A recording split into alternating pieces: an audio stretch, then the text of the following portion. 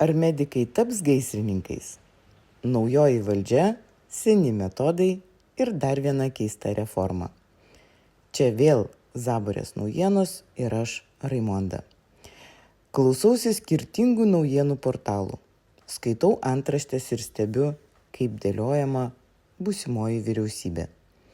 Naujasis premjeras pristatė kandidatus į ministrus, o prezidentas panašu didelių prieštaravimų neturėjo. Na kam čia prieštarausi, jei kai kurie favoritai savo vietų taip ir neužleidžia? Valdžioje juk stabilumas svarbiausia. Ar mane nustebino Luko Savicko kandidatūra? Žinoma, nustebino. Nors kita vertus, gal ir nebe. Lietuvoje dažnai atrodo, kad naujos vyriausybės tiesiog pakeičia kabinetų lenteles, o ne nusistovėjusią tvarką. Dabar apie Lietuvos Respublikos aplinkos ministeriją ir kandidatę į ministrus Ievą Andriulaitytę. Prezidentūra praneša, kad kandidatė matytų poreikį atlikti auditą Žemaitaičio ministerijoje. Gražu, auditai visada skamba labai rimtai. Tik norėtųsi, kad jie baigtųsi ne vien storomis ataskaitomis lentynose, bet ir realiais sprendimais.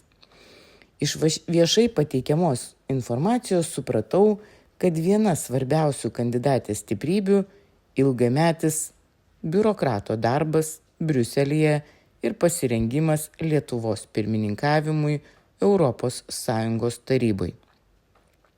Anksčiau ji dirbo patarėja Lietuvos savivaldybių asociacijoje, o dabar vadovauja šios asociacijos biurui Briuselyje.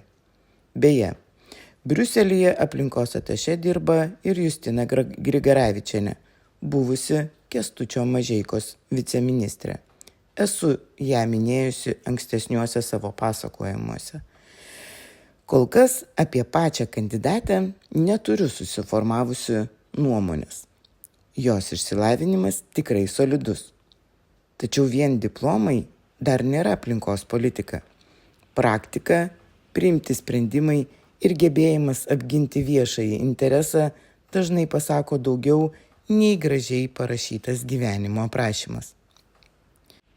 Per daugelį metų, dirbdama visuomeninėje aplinkosaugoje, nesu su ja susidūrusi. Ne tik aš. Jos nėra tekę sutikti ir mūsų komandai. Galbūt ji tiesiog dirbo ten, kur visuomenės akys neužklysta. O gal dabar atsiras puikiai proga parodyti save darbais. Kol kas nei iš prezidento, nei iš pačios kandidatės neišgirdau jokios aiškios vizijos, kaip bus ginamas Lietuvos žmonių viešasis interesas. Norėtųsi apie tai išgirsti daugiau, nes ministerija nėra vien Briuselio direktyvų vertėja. Ji pirmiausia turi ginti Lietuvos žmonių ir mūsų gamtos interesus. Na, o dabar apie kandidatą į Žemės ūkio ministrus Kęstutį Mažeiką. Apie jį jau esu pasakojusi ne kartą. Viešojoje erdvėje pasigirdo kalbų, kad gali būti naikinama žymioji valstybinė augalininkystės tarnyba prie Žemės ūkio ministerijos. Ir čia man kyla labai daug klausimų. Ar tarnyba tapo nereikalinga? O gal darbuotojai, kurie per daug pripasakojo valstybiniam institucijom? Ar Lietuvoje jau nebereikia tikrinti, kuo purškiami laukai ir kokie herbicidai ar pesticidai naudojami žemės ūkyje? O gal kontrolė tiesiog kai kam per daug tapo nepatogi? Prisiminiau dar vieną pavyzdį. Labai panašiai atrodė ir Ingos ir Ruginienės vadovaujamos vyriausybės sprendimas panaikinti narkotikų, tabako ir alkoholio kontrolės departamentą kaip atskirą įstaigą. Kartais net kyla ironiška mintis. Nėra tarnybos, nėra problemų?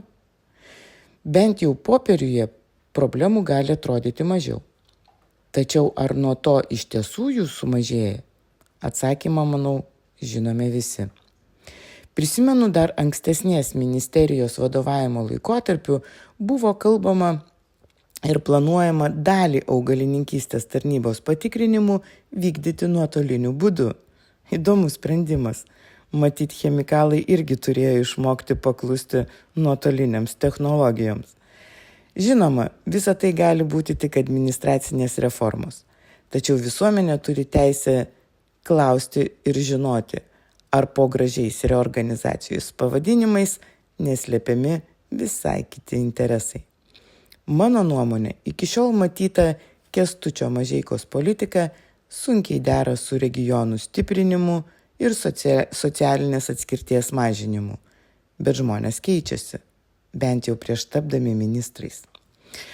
O kaip bus šį kartą, pamatysime. Štai tiek naujienų pirmoje Zaborės naujienų dalyje. O dabar trumpas anonsas.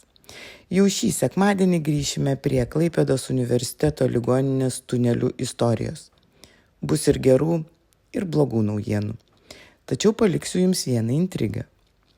Ar ateityje ligoninės medikams teks dirbti ne tik gydytojais ir slaugytojais, bet ir gaisrininkais? Kodėl apskritai kyla toks klausimas? Atsakymą sužinosite Liepos 5 dieną 9 val. Ryto. Pažadu, istorija nustebins. Iki pasimatymo sekmadienį, mielieji.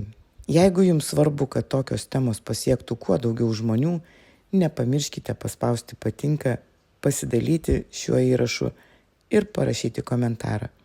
Komentaruose taip pat paliksiu Zaborės naujienų YouTube kanalo nuorodą. Kviečiu prenumeruoti, nes jau visai netrukus visas naujienas pirmiausia skelbsiu būtent ten. Susitinkame sekmadienį.